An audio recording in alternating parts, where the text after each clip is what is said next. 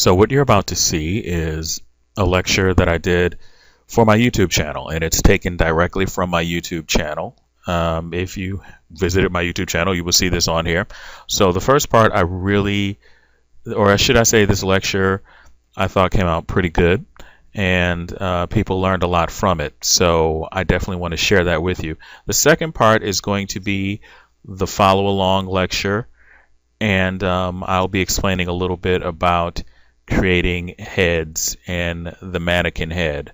So I hope you enjoy this, and yeah, here we go.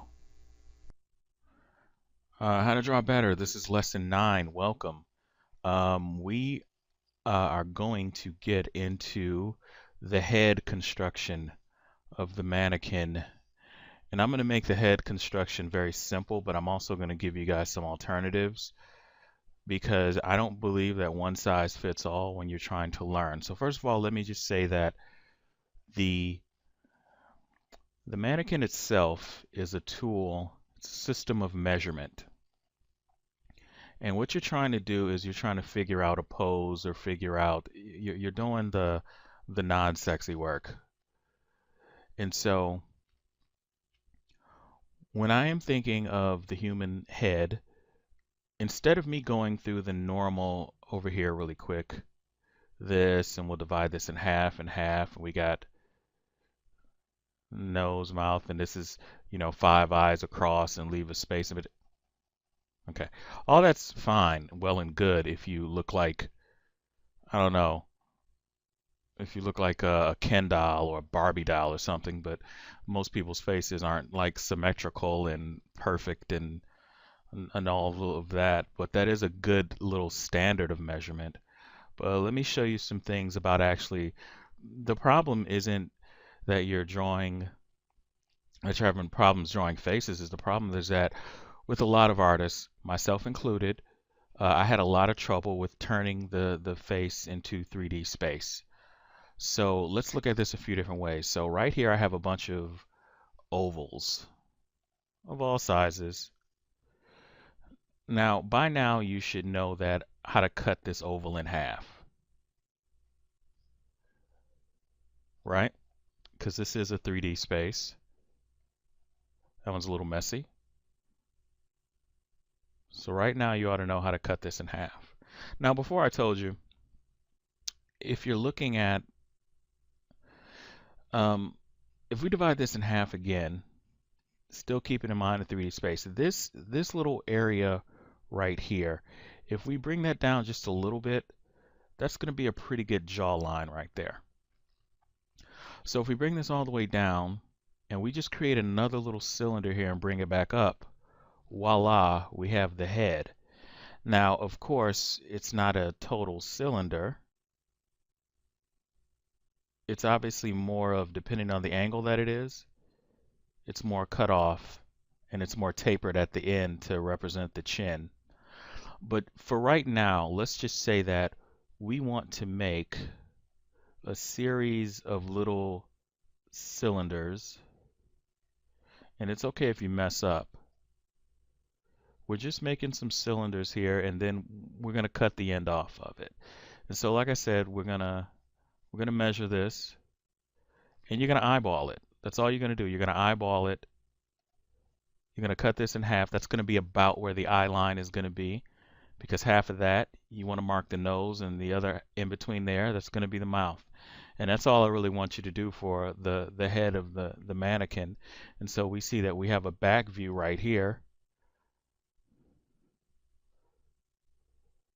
And that's all I want you to do. And so you see right here, it looks like the figure might be looking up because that's where I put the line at. So if I divide that in half again, that'll be the eye line. I'll bring that down a little bit.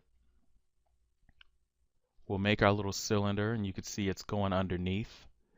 So we're not going to be able to see the other side of it. And there's the head looking up. We could do this almost any position. And I don't really want you to worry about the extreme angle of having the head look directly up right now like this. Let's do one thing at a time. because this angle right here seems to get a lot of people. But if I did this, then I'm gonna have to worry about putting in the nose and the facial features. We're not gonna deal with that right now. All I want is this simple form right here. All I want is a simple form. We're just going to bring this line down. Keep in mind that this is a 3D form right here. This is just a cylinder that we're just going to cut the little ends off of. That's all we're doing. So just fill up a page and just the same way that I had you guys do the exercises. See that? We got a little cylinder right here and we're just going to bring the line up.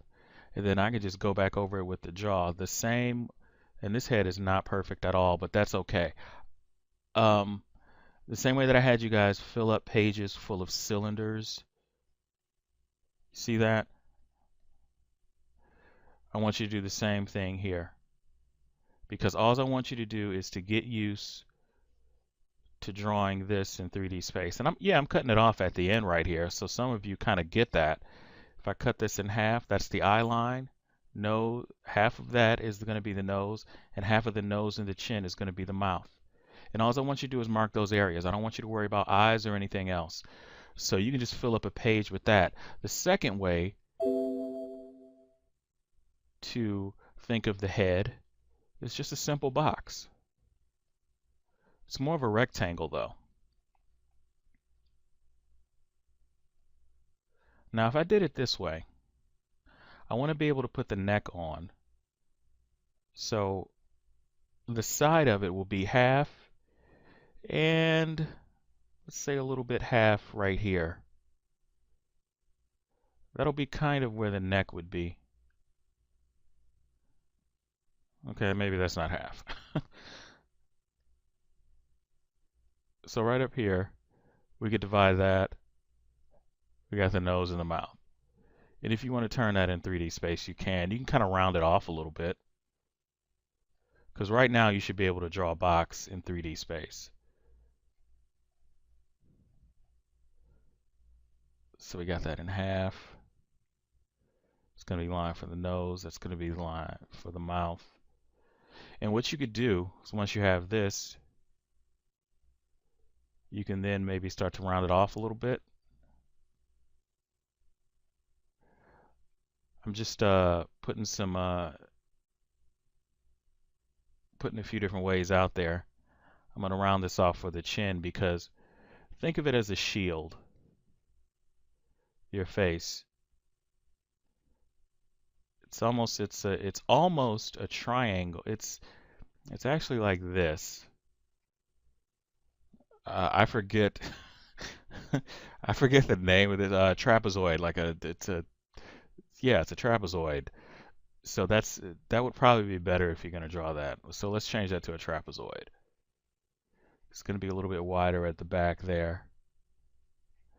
And no, the human head is not all flat, but I at least want you to think.